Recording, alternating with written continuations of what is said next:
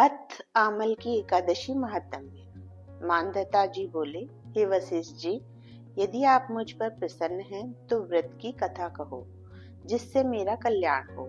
वशिष्ठ जी बोले, हे राजन, सब व्रतों से उत्तम और अंत में मोक्ष देने वाला आमल की एकादशी का वर्णन करता हूँ। यह फागुन माह के शुक्ल पक्ष में होती है। इस व्रत का पुण्य 1000 गोदान के फल के बराबर है। मैं आपसे एक पौराणिक कथा कहता हूँ। एक वैदिक नामक नगर में ब्राह्मण, वैश्य, क्षत्रिय, शूद्र चारों वर्ण आनंद पूर्वक रहते थे। उस नगर में चैत्ररथ नामक चंद्रवंशी राजा था। वह महाविद्वान तथा धार्मिक था। वहां के निवासी वृद्ध से बालक प्रत्येक एकादशी का व्रत करते थे। एक समय फागुन मास के शुक्ल पक्ष को आमल नामक एकादशी आई। उस दिन राजा से प्रजा तक, वृद्ध से बालक तक सबने हर्ष सहित उस एकादशी का व्रत किया। राजा अपनी प्रजा के साथ मंदिर में जाकर पूर्ण कुंभ स्थापित करके तथा धूप, दीप, नैवेद्य, पंचरत्न, छत्र आदि से धात्री का पूजन करने लगे।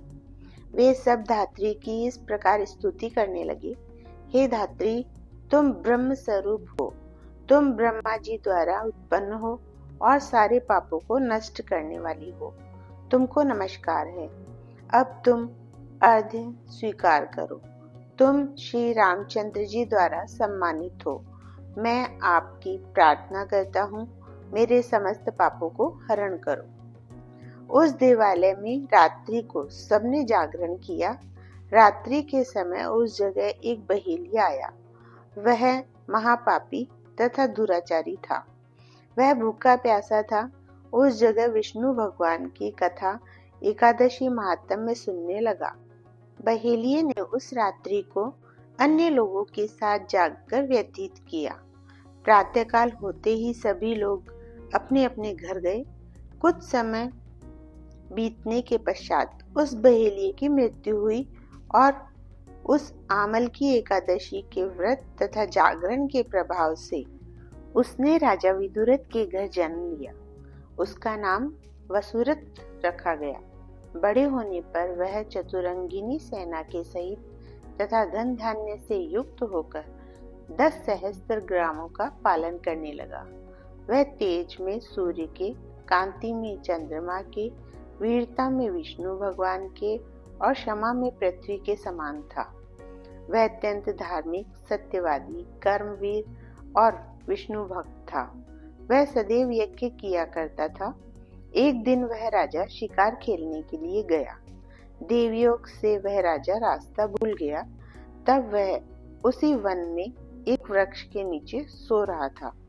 उसी समय पहाड़ी मलेच्छ वहां आए और राजा को अकेला देखकर उस पर मारो मारो का शब्द करके टूट पड़े। वह मलेच्छ कहने लगे कि इस दुष्ट राजा ने हमारे संबंधियों को मारा है तथा देश से निकाल दिया है, अतः इसे अब अवश्य मारना चाहिए। ऐसा कहकर वह मलेच्छ राजा पर अस्त्र शस्त्र का प्रहार करने लगे। उनके अस्त्र शस्त्र राजा के शरीर पर गिरते ही नष्ट हो जाते और उसको पुष्पों के समान प्रतीत होते। उन मलेच्छों के अस्त्र शस्त्र उन पर उल्टा प्रहार करने लगे, जिससे वे मूर्छित हो गए। उस समय राजा के शरीर से एक दिव्य स्त्री प्रकट हुई, जो अत्यंत सुंदर तथा सुंदर वस्त्रों तथा आभूषणों से अलंकृत थी। उसकी भ्रुकुटी टेढ़ी थी, आंखों से लाल लाल अग्नि निकल रही थी। वह मलेच्छों को मारने दौड़ी और समस्त मलेच्छों को काल के गाल में पहुंचा दिया। अब राजा जब जगा तब इन मलेच्छों को मरा हुआ देखकर सोचने लगा कि इन शत्रुओं को किसने मारा है। जब वह राजा ऐसा विचार कर रहा था, तभी आकाशवाणी हुई और कहने लगी, हे राजन, इस संसार में तेरी विष्णु भगवान के अतिरिक्त कौन रक्षा कर सकता है। इस आकाशवाणी को सुनकर राजा अपने नगर को वापस आ गया और सुखपूर्वक राज करने लगा। महर्षि वशिष्ठ जी बोले, हे राजन, यह सब आमल की एकादशी के व्रत का प्रभाव था। जो मनुष्य इस आमल की एकादशी को व्रत करते हैं वे सब प्रत्येक कार्य में सफल होते हैं और अंत में विष्णु लोक में जाते हैं। जय श्री राधे राधे।